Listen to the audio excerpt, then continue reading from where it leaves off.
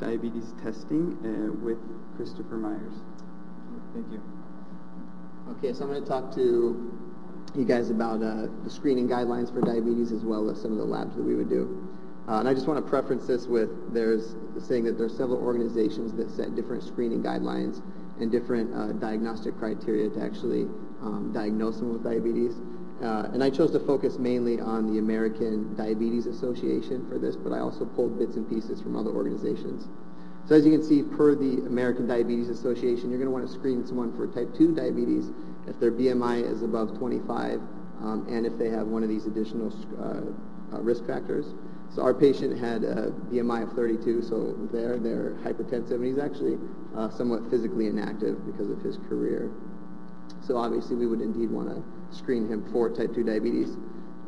Here's just some other screening guidelines from a couple other organizations.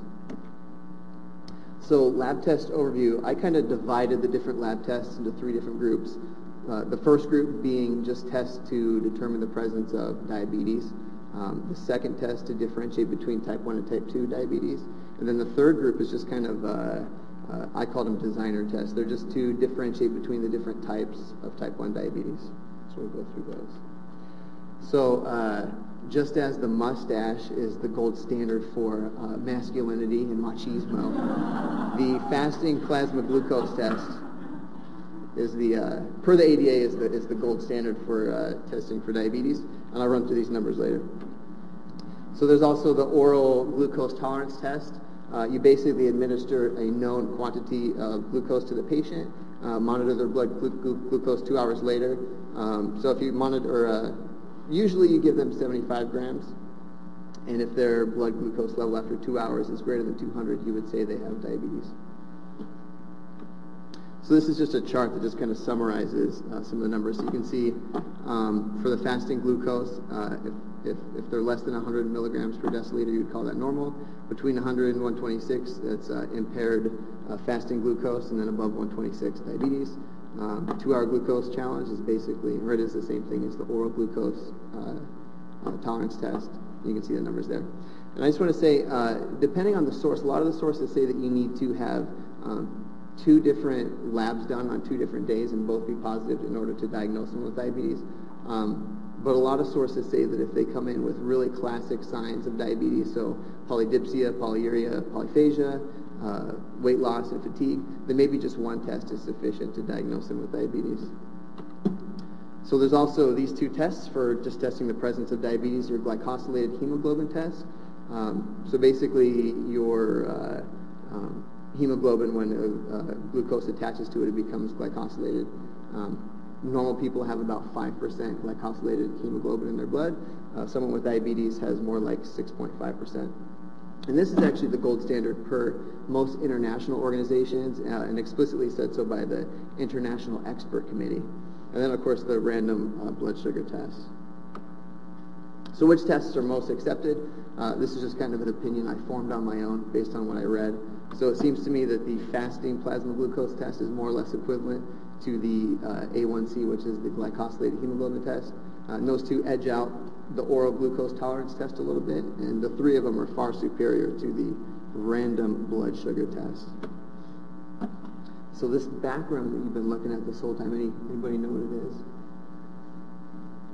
No?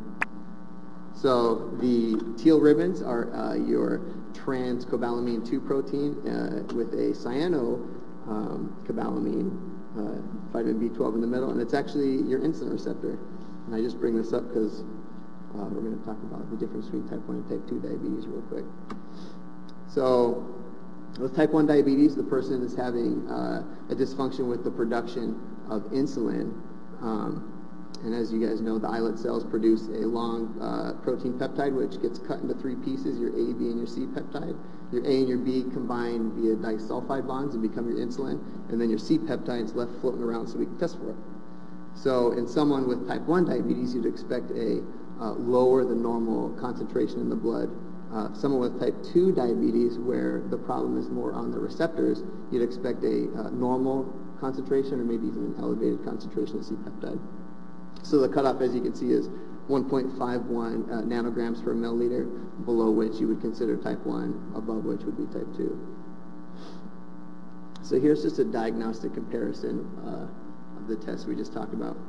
And I want to note that these numbers are highly variable between populations. Most notably, for your glycosylated hemoglobin here, this positive predictive value is actually 51.5% in Chinese population. So it's worth noting. So, and then these designer tests, like I said, are just to differentiate between the different types of type 1 diabetes. So for our patient, short-term tests, while he's in the office, we want to do a glycosylated hemoglobin test, possibly a random blood sugar test as well, and a fundoscopic exam to look for diabetic retinopathy. Of course, we'd want to set an appointment so we could go and perform the gold standard fasting plasma glucose test in the future, and maybe even another A1C test. So long-term tests, and these are all per the standards of diabetic care per 2009 in the Diabetes Journal, or Journal of Diabetes. And they say to have labs done twice per year if the patient is meeting his glycemic goals, quarterly if they're not meeting their goals, or if they have a change in treatment. And also they recommend having tests done every 3 years if the patient is testing negative for diabetes but still carries all those risk factors for diabetes. And then, of course, fundoscopic exams whenever the patient comes in, and then have the patient monitor blood sugar on his own at home. So next, we're going to have a student.